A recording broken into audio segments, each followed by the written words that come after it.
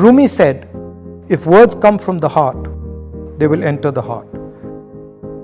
Last year, I spent 145 days walking across the land I call home. I started at the edge of the sea and walked through heat, dust and rain until I reached the soft snow of my beloved Kashmir. I wanted to know precisely what it was that I loved. Was it this land? Was it a people? Was it a set of ideas? Almost immediately after I began walking, my knee started to pain. Like a hungry wolf, it would follow me everywhere I went, waiting for me to stop. And then I started to notice something.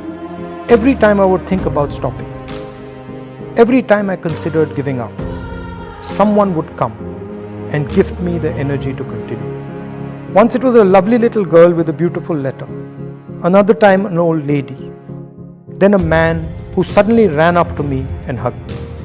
It was as if a silent energy kept helping me. There was always a din in the space where we walked, with loud slogans, clicking cameras, and people pushing and shoving. Then one day, I felt a silence I had never felt before. I could hear nothing but the voice of the person holding my hand and talking to me. He was a farmer, and he spoke about his crop. He was crying as he showed me the strands of rotten cotton. There was nothing I could say, so I stopped walking and hugged him. It happened with children, with mothers, with students.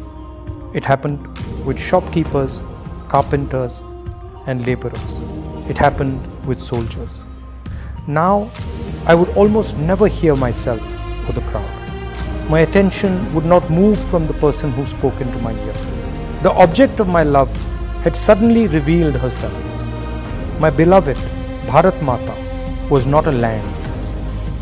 It wasn't a set of ideas. It wasn't a particular culture, history, or religion. It was the voice of every single Indian, no matter how weak or strong. India was the happiness, the fear, and the pain hidden deep inside all the voices. To hear India, my own voice, my desires, my ambitions had to fall silent. India would speak to one of her own, but only if one was humble and completely silent. How simple it had turned out to be.